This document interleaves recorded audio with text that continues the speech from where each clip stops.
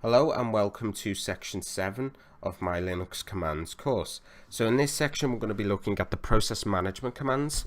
So this is very similar to Task Manager on a Windows computer, except we can do it through a Linux terminal and kill processes. So a process could be anything from an application running, such as a browser, or an application installed on your computer. So the first command is ps. Now ps will display your currently running process only. So my currently running process is this terminal. If I open another terminal window here and type ps, as you can see, it's still displaying the same thing, even though we've got two terminals open, because this only displays your currently running process. So my currently running process for this command here is this terminal, and the same thing with this terminal, which is displayed here. Now, if you wanted to display all of your currently running processes, then it's ps-ef, click enter, and these are all of your currently running processes. So let's open a new window and type it in this terminal window. So if I type ps-ef, and I'll just make this bigger, as you can see, we've got loads of different processes running here, like Network Manager. We've got the Terminator, which is this.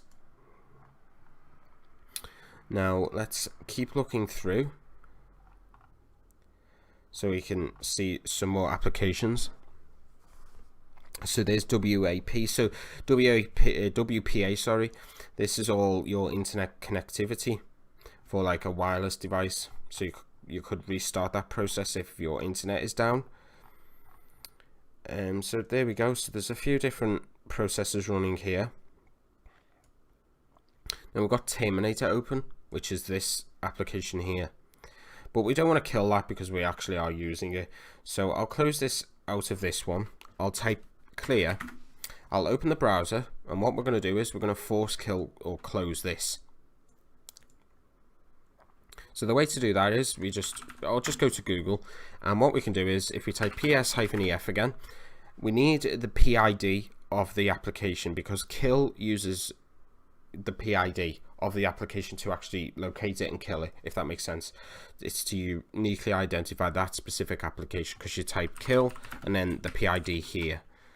So if we scroll up to the top of ps-ef, we can see here it says PID. So we just need to copy the corresponding PID for Firefox ESR, which is this. So it's 13547. So if I type kill 13547, and if you watch this application here, I'm not going to click on close. What I'll do is I'll close it through the terminal. So click kill 13547, click enter, and it's gone. So that's how to basically close any sort of application. This will also work for like applications that are not responsive, such as like an internet browser. You can also use kill all and then the process name here. So the process name could be like Firefox, or it could be Terminator. Hence why it says it here, because this application, this terminal I'm using, is called Terminator. So hopefully that makes sense. Now we're going to move on to background and foreground. So essentially within applications and processes, you have a background and you have a foreground. Now most applications you open will be in the foreground, and essentially the foreground are processes that rely on human interaction.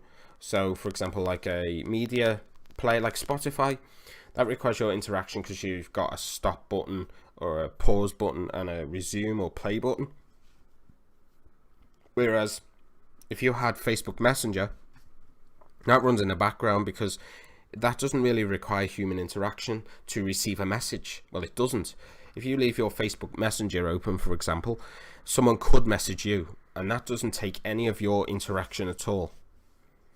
Now, obviously, when you message them, that is going to the foreground because you're using it and you're actually interacting with the application, but it can still run without human interaction. So let's make a background in the, or let's make a application run in the background. So what you need to do is type the program name into the terminal. So if I type LeafPad, which is a text editor, and click enter, as you can see here, this is running in the foreground.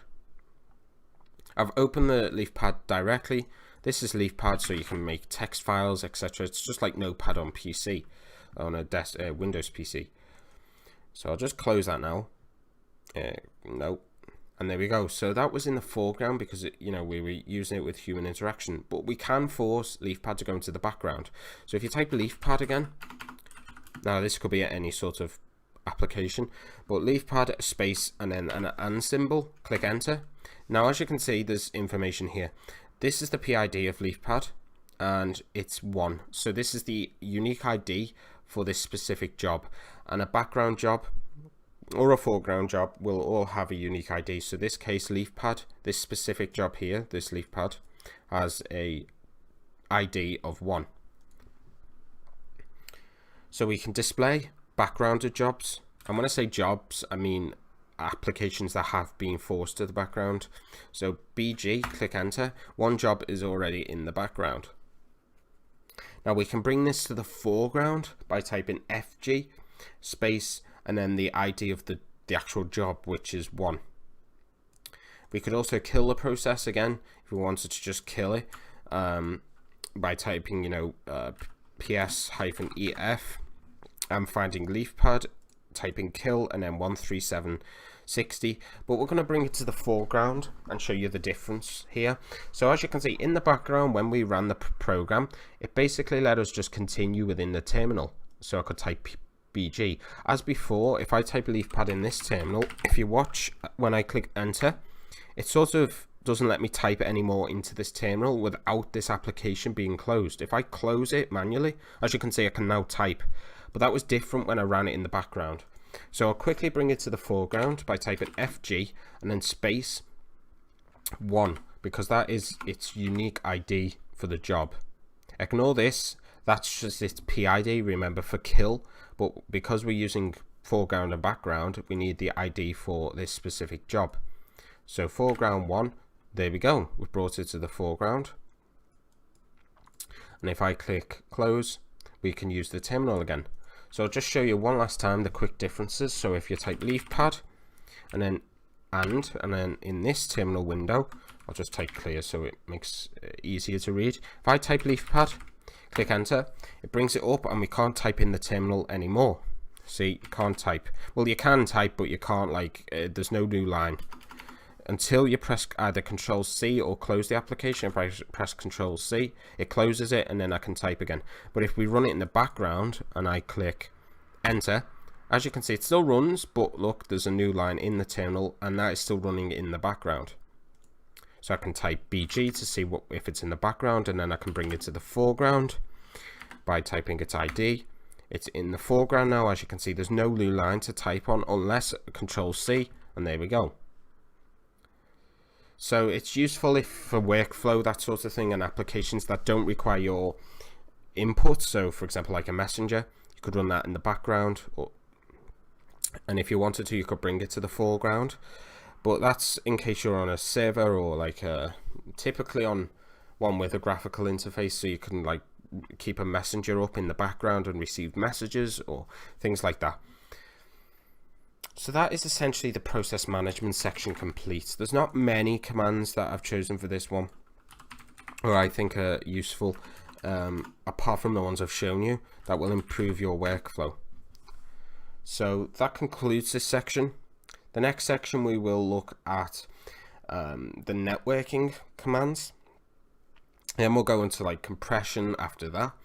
So I will see you all in the next section.